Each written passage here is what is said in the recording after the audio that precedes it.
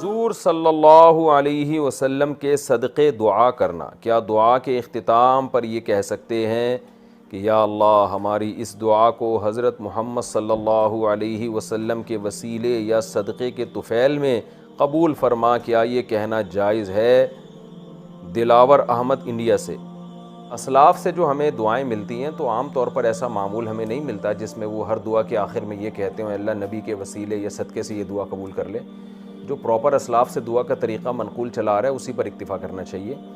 लेकिन अगर कोई इस तरह से दुआ मांग भी लेता है कि अल्लाह नबी के सदक़े दुआ कबूल कर ले, तो उससे उसका मफ़हूम पूछा जाएगा कि आपका मतलब क्या है, इसमें नबी के सदक़े का मतलब क्या है। कि अगर आपका मतलब ये है कि मैं नबी का उम्मती हूँ तो इस उम्मती होने का अल्लाह तू ख्याल कर ले, तो अपने हबीब सल्लल्लाहु अलैहि वसल्लम से मेरा तेरे हबीब सल्लल्लाहु अलैहि वसल्लम से मेरा ताल्लुक़ है, मैं आपसे मोहब्बत करता हूँ, तो यानी इस वसीले और सदक़े का मतलब ये होगा कि मैं इस मोहब्बत को ज़रिया बना रहा हूँ, आपके उम्मती होने को ज़रिया बना रहा हूँ। तो ये बात बिल्कुल ठीक है, अल्लाह को इसका वास्ता दिया जा सकता है कि हम अल्लाह नबी के सदक़े मेरी दुआ कबूल कर ले, यानी नबी का ख्याल कर ले कि हम भी नबी के उम्मती हैं और तेरे आखिरी नबी के उम्मती हैं, तो ये मतलब होगा उसका, तो फिर ये जायज़ मतलब है। और अगर ये मतलब नहीं है, कोई और मतलब है, तो वो मतलब पता होना चाहिए क्या मतलब है आपको, तो वो मतलब बताएंगे तो मैं बताऊंगा कि उस तरह से दुआ जायज़ है या नहीं है।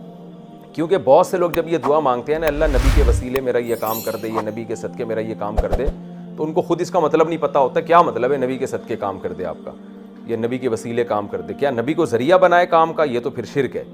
वसीले का अगर मतलब ये है कि नबी के वसीले से यानी नबी को ज़रिया बनाकर ये काम कर दें, ये तो खालिस शिर्क है। तो इसलिए ये मुबहम कलाम है, जो करेगा वो उससे पहले उसकी मुराद पूछी जाएगी कि आपकी नज़र में इसका तसव्वुर क्या है, इस कलाम का मतलब क्या है, फिर वाज़े किया जाएगा कि आप जो दुआ मांग रहे हैं वो ठीक है या नहीं है। नमाज के बावजूद गुनाहों में मुब्तला रहना। अगर कोई शख्स 5 वक्त नमाज पढ़ता हो और रिश्वत भी लेता हो, बुरे काम भी करता हो, झूठ बोलता हो, तो ऐसे शख्स के बारे में क्या हुक्म है? हिदायतुल्लाह कश्मीर से। हदीस में आता है रसूलुल्लाह सल्लल्लाहु अलैहि वसल्लम को किसी शख्स के बारे में बताया गया कि वो नमाज भी पढ़ता है और चोरी भी करता है, तो आपने फरमाया अनकरीब उसकी ये नमाज उसको चोरी छुड़वा देगी उससे। तो नमाज अगर इखलास के साथ, अल्लाह के खौफ और खशियत के साथ पढ़ी जाए तो झूठ भी छुड़वा देती है, करप्शन भी छुड़वा देती है। तो ऐसे आदमी को ये कहा जाएगा कि नमाज अल्लाह के खौफ को मलहूज़ रख के पूरी पढ़ा करें, एक फॉर्मेलिटी पूरी ना करें। तो ये नहीं कहा जाएगा कि आप तो चूँकि झूठ बोल रहे हैं और चोरी भी कर रहे हैं तो ऐसी नमाज का क्या फ़ायदा, लिहाजा नमाज ही छोड़ दें, तो ये तो और डबल जुर्म हो जाएगा। अभी 2 जुर्म कर रहा है, नमाज छोड़ के 3 जुर्म हो जाएंगे उसके। तो नमाज बेहयाई से रोकती है, बुरे कामों से रोकती है, बशर्ते कि नमाज को नमाज की तरह पढ़ा जाए।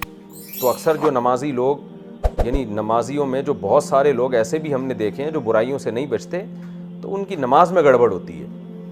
वरना आप खुद सोचें ना, जो 5 टाइम अल्लाह के सामने इकरार करके जाता हूँ इय्याका नअबुदु व इय्याका नस्तईन, अल्लाह हम तेरी ही इबादत करेंगे, तुझी से मदद तलब करेंगे, और बार बार इसका इस्तेज़ार हो, अल्लाह के लिए रात को उठ रहा हो, सुबह उठ रहा हो, सर्दी गर्मी की परवाह किए बगैर मस्जिद जा रहा हो, तो जिसके दिल में अल्लाह की रज़ा का ऐसा जज्बा होगा वो कैसे झूठ बोलेगा? उसको पता नहीं है लानतुल्लाहि अलल काज़िबीन, कुरान कहता है झूठों पर अल्लाह की लानत है। और वो कैसे करप्शन करेगा? कुरान कहता नहीं वैलुल लिल मुतफ्फिफीन, जो करप्शन करने वाले लोग हैं, जो नापतोल में कमी करने वाले लोग हैं, वो तबाह बर्बाद हो गए, जहन्नम की आग है उनके लिए। तो नमाज अगर नमाज समझ के पढ़ी जाए तो बुराइयों से इंसान को रोकती है। तो ऐसे शख्स को चाहिए कि वो नमाज में दिल लगाए और इन बुराइयों से बचने की कोशिश भी करे।